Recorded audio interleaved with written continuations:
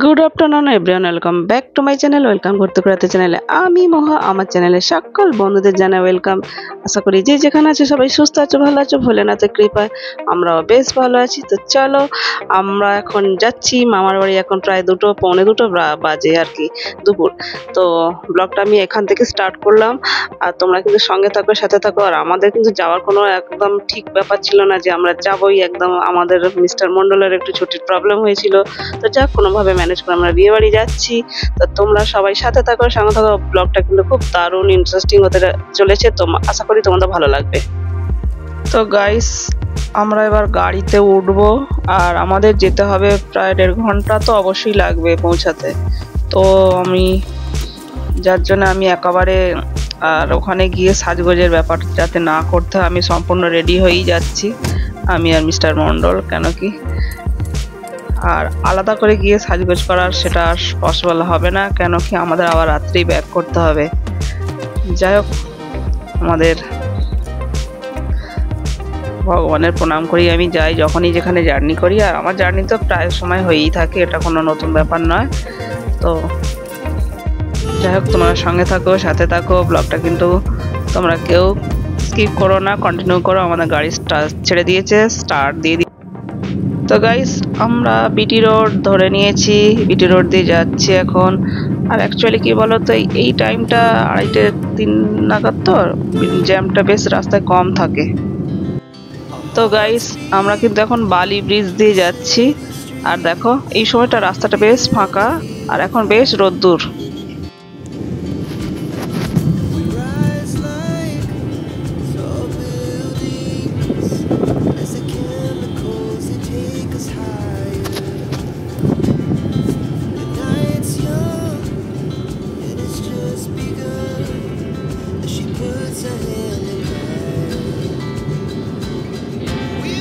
এখন আমরা বালি ব্রিজ ক্রস করছি, দক্ষিণেশ্বরের মায়ের মন্দিরটা ওই পারে পড়ছি। ফিরবো যখন তখন তোমাদের কাছে দেখাবো মায়ের দক্ষিণাকালীকে,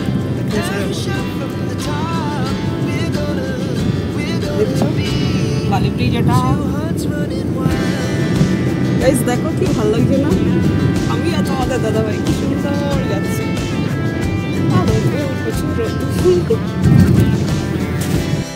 ফাইনালি 1 ঘন্টা 40 মিনিট জার্নি করে মামার বাড়ি অবশেষে পৌঁছালাম। এই হচ্ছে গেট বিয়ের, আর এই হচ্ছে আমার মামার বাড়ি ঢোকার প্রবেশদ্বার। চলো সবাই সাথে থাকো, দেখতে থাকো। গাইস, এটা হচ্ছে যার বিয়ের কথা আমি বলছিলাম, এটা হচ্ছে আমার মামার মেয়ের বিয়ে। এর নাম হচ্ছে লাবণী সরকার। লাবণী সরকার এ হচ্ছে ব্রাইড। আজকের দিনে এর বিয়ে হচ্ছে, আর তোমাদের কাছে শেয়ার করছি।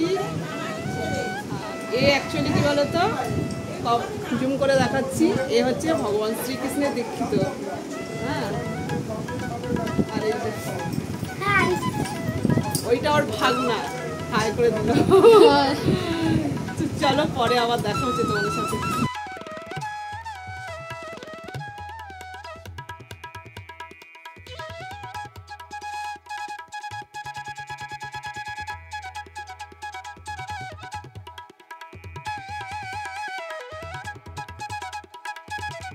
তো গাইস, আজকে মামা তো মাসুতো ভাই বোনের সাথে আলাপ করে দিচ্ছে। এটা ছোট মাসুনির মেয়ে, আর এর বিয়ে হচ্ছে ছোট মামার ছোট মেয়ে, এরই বিয়ে আজকে। আর বিয়েটা কিন্তু ভীষণ ইন্টারেস্টিং, পরে তোমাদের শেয়ার করছি। আর এটা মামার ছেলে, এর মেয়ের জন্মদিনে গত বছর এসেছিলাম, ভিডিও দেওয়া আছে, তোমরা দেখে নিও আমার চ্যানেলে গিয়ে। এটা বড় মামার বড় মেয়ে, আগেরটা ছিল ছোট মেয়ে, এটা একটা মাসিমণির মেয়ে। আর সবাইকে তো একসাথে সবসময় পাওয়া যায় না, একমাত্র অনুষ্ঠান ছাড়া এখন যা অবস্থা মানুষের সিচুয়েশন, মানে দেখা সাক্ষাৎ হয়ে ওঠে না, সম্ভব হয় না। যেটা তো আজকে এসেছি যখন, সবাইকে একটু তোমাদের কাছে শেয়ার করে দিলাম। আমার মামা তো মাসুতো ভাই বোনেদের দেখিয়ে দিলাম তোমাদের। তো আর যাদের যাদের আছে তোমাদের অবশ্যই দেখিয়ে দেবো। তো চলো সাথে থাকো সবাই। তো গাইস, আমি তোমাদের কাছে আরো কয়েকজনকে শেয়ার করেছি। আমার বাবা মা, এটা আমার মা কিন্তু খুব শরীর খারাপ নিয়ে এসেছে। এটা আমার মামা, আর এটা আমার ছোট মাসিমণির ছেলে, আর এটা আমার বড় মামার ছোট মেয়ে। যতগুলো পারছি চেষ্টা করছি তোমাদের কাছে শেয়ার করে দেওয়া। আর এটা হচ্ছে যার বিয়ে হচ্ছে, লাবণী, যে ওর বড় জামাইবাবু। তো সবাইকে মোটামুটি চেষ্টা করছি তোমাদের কাছে শেয়ার করে দিলাম। তো গাইস, এই ভিডিওটা সবাই একসাথে আছি, আমি তো সবসময় ভিডিও করছি দেখছোই। তো আমার মাসিমণির ছেলে এই ভিডিওটা আমাদের শ্যুট করে দিয়েছে, তো আমি সেটাও তোমাদের কাছে শেয়ার করছি। তো সবাই ব্যস্ত আছে, তো সবাইকে একসাথে পাওয়া যাচ্ছে না এই আর কি। তো গাইস, এখানে বর রাত্রি 9:45টার সময় এসে বরকে গাড়ি থেকে বরণ করে নামিয়ে নিয়ে এসে কিন্তু মিষ্টিমুখ করানো হচ্ছে। আর এখানে তোমাদের একটা কথা বলে রাখি, আমার মামার মেয়ে কিন্তু ভগবান শ্রীকৃষ্ণের দীক্ষিত, তাই ও বিয়ে করতে চায়নি বিগত কয়েক বছর হলো। তো যেহেতু মামা মামির মার বয়স হয়েছে, মামা মামিমার পৃথিবীতে কদিন, এটাই ভেবে মামা মামিমা বারে বারে বলতো যে কবে বিয়ে হবে, এরকম একটা চিন্তা ভাবনা করে মামা একটা। তো মেয়ে তখন বলল যে তোমরা যদি এখন তো বিয়ে দিতেই চাও, তাহলে আমাকে কিন্তু সেরকম দেখে বিয়ে দেবে যে বাড়িতে নিরামিষভোজী হয় এবং আমার ভগবানের পূজা পাঠ হয়, সেরকম ছেলে থেকে যদি বিয়ে দিতে পারো তবে কিন্তু আমি বিয়ে করব। তো মামা কিন্তু অনেক খুঁজে এই পাত্র জোগাড় করেছে, কিন্তু পাত্রটি খুবই ভালো, দেখে শুনে হচ্ছে সম্পূর্ণ। তো গাইস, আমরা কিন্তু খেতে বসেছি, অলরেডি অনেকে খাচ্ছে দেখছো। আর এখানে খাওয়া দাওয়া এবং বিয়ে, যেহেতু ভগবান শ্রীকৃষ্ণের দীক্ষিত, ওই জন্য আহারটাও কিন্তু ভগবানের প্রসাদ বলে এখানে বলা হয়।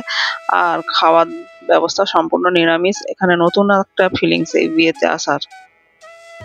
তো গাইস, এখানে তো খাবারের মেনুতে ছিল সালাড, নান, পুরি, চানা মশলা, বেগুনি, এগুলো তো ছিলই। আর এখানে সম্পূর্ণ খাবার দাবার কিন্তু একদম মাতাজির সম্পূর্ণ পরিচালনায় কিন্তু এখানে খাবার বানানো হয়েছে। ইভেন বাসনপত্রটা পর্যন্ত ঠেকাঠেকি হবে না, ওনাদের পরিচালনা, খাবারের ব্যবস্থা, যেহেতু নিরামিষ আহার আর ভগবানের প্রসাদ বলে কিন্তু এই খাবারটাকে গ্রহণ করা হয়। ভগবানকে আগে দিয়ে তবে মানে মানুষকে আর খাওয়ানো হচ্ছে আর কি। তো আমি জীবনে আমার এই প্রথমবার এরকম বিয়ে বাড়ি খাচ্ছি, এটাও আমাদের একটা ভীষণ ভালো লেগেছে। তারপরে কিন্তু আমাদের রাইস দেওয়ার পরে তোমাদের দাদাভাই ওইদিকে বসেছে, আমি এদিকে। অ্যাকচুয়ালি কি বলতো, এরা পাত এঁঠো বলে হয় না, এদের যেটা নিয়ম, একজন খেয়ে একটা ব্যাচ খেয়ে উঠে গেলে পরে আবার পেপার পেতে দেওয়া হয়, তার উপরে কিন্তু এরকম খাবার প্লেট দিয়ে খাওয়ানো হয়। আর এখানে তারপরে দিয়ে গেল এঁচোড় কবিরাজ বলে একটা রেসিপি। আর সবগুলো তো নিরামিষ রান্না, খেতে কিন্তু দারুণ টেস্টি, মানে অসাধারণ খেতে, এক কথায় মানে মুখে লেগে থাকবে, এতটাই অপূর্ব টেস্টি খাবার হয়েছিল। সত্যি কথা বলতে গেলে এই খাবার আমরা কিন্তু প্রথমে খাচ্ছি, যেটা ভগবানের প্রসাদের একটা, সত্যি কথা একটা কি বলবো, আলাদা একটা সুগন্ধি থাকে না, সেটা কিন্তু অবশ্যই আছে, আর খেয়েও তৃপ্তি ভীষণ। তো গাইস, এবার দিয়ে গেছে মটর পনির। তো এটাও কিন্তু দারুণ টেস্টি হয়েছে, এটা আরও দারুণ। আর রাইস আর একটু নিলাম, যেহেতু আমি লুচিটা খাইনি, পুরি যেটা আর কি হয়েছে ওটা আমি এক পিস খেয়েছিলাম আর খাইনি, যেহেতু গরম অনেকটা। আর পনিরের পিসগুলো কিন্তু বেশ বড় বড় ছিল। আর তারপরে চাটনি দিয়ে গেল, খাবারগুলো এত সুস্বাদু হয়েছে না। আর এখানে কি বলতো, বাইরের যে কেউ এসে পরিবেশন করবে, কেউ হাত দিতেও পারবে না, ছুঁতেও পারবে না, ওদের একটা যে টিম আছে মাতাজির, সম্পূর্ণ টিমই কিন্তু পরিবেশন করাবে। তারপরে আমার কিন্তু পাঁপড় ভাজা দিয়ে গেল। আর চাটনিটা কিন্তু দারুণ হয়েছে, আমসত্ত্ব, আম, টমেটো, খেজুর সব কিছু দিয়ে, আর আনারস এইসব দিয়ে চাটনিটা করেছে, দারুণ কিন্তু টেস্টি হয়েছে চাটনিটা। তো গাইস, আমরা ঠিকঠাক খাচ্ছি কিনা, মামা আর মামিমা, এই যে আমার মামা মামিমা, ওনারা কিন্তু চলে এসেছেন আমাদের খাওয়া দাওয়া ঠিক করছি কিনা। আর আমার তোমাদের দাদাভাইকে তো এরা ভীষণ প্রথম থেকে ভালোবাসে। আর এই হচ্ছে বড় জামাই, আর এই হচ্ছে বড় মেয়ে, এই মামা মামিমার দুই মেয়ে আর কি। আর আজকে ছোট মেয়ের বিয়ে হয়ে যাচ্ছে। তো গাইস, এরপরে কিন্তু আমাদের খাবারের শেষের দিকে দু রকমের মিষ্টি ছিল, রসগোল্লা, রসকদম। তো আমি সবসময় তো রসগোল্লা রস চিপে খাই, তো যাই হোক এরপরে আসছে রসকদম আমি দেখতে পাচ্ছি। আর সব থেকে বড় কথা কি বলতো, সত্যি কথা, জাস্ট ভগবানের শ্রীকৃষ্ণের প্রসাদ তো এতটাই দারুণ, এতটা টেস্টি ছিল না, তোমাদের বলে বোঝাতে পারবো না, না খেলে তোমরা বিশ্বাসই করতে পারবে না, এতটাই সুন্দর। আর সব থেকে বড় কথা, এই বিয়েতে এসে এক নতুন ধরনের কিন্তু অভিজ্ঞতা অর্জন করলাম আমরা, যা না আসলে হয়তো বুঝতেই পারতাম না। তো সব শেষে ছিল কিন্তু আইসক্রিম, আর এই যে আইসক্রিম দিয়ে গেল, আর যেটা জোয়ানির মশলা যেটা বলে। আমাদের খাওয়া দাওয়া শেষ একদম। তো গাইস আমরা ওদিকে খাওয়া দাওয়া সারছিলাম আর এদিকে কিন্তু বরকনে আগেই বিয়েতে বসে গিয়েছিল, কিন্তু আমাদের বাড়ি ফিরতে হবে তার জন্য কিন্তু আমরা তাড়াতাড়ি খেতে বসে গিয়েছিলাম। তারপরেও আমরা এসে দেখলাম যখন বিয়েটা অনেকটাই হয়ে গেছে আর এখন সিঁদুর দান চলছে, আর সিঁদুর দানের একটু ভিডিও শ্যুট করতে পেরেছিলাম কারণ আমাদের বাড়ি ফিরতে হবে, সেটাও মাথায় একটা ব্যাপার ছিল বাড়ি ফেরার। যাক, সিঁদুর দান হচ্ছে, তোমরা দেখতে থাকো। আর এই সিঁদুর দান একটা বিশাল মেয়েদের একটা বিশাল মুহূর্ত, যেটার জন্য একটা মহিলা কিন্তু সারাটা জীবন এই সিঁদুরদানের উপর নির্ভর করে একজন স্ত্রী হয়ে থাকতে পারে তার স্বামীর ঘরে।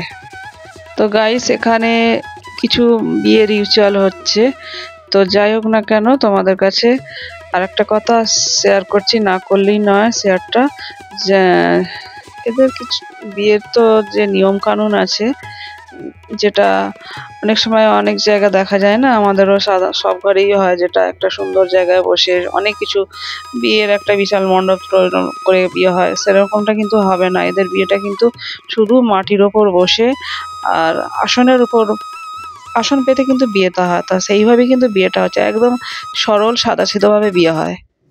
তো গাইস আমরা কিন্তু বিয়েটা সম্পূর্ণ দেখতে পাইনি, ওই সিঁদুরদান পর্যন্ত দেখে আর বাড়ি ফিরতে হবে আমাদের, যেহেতু রাত্রি হয়ে গেছে।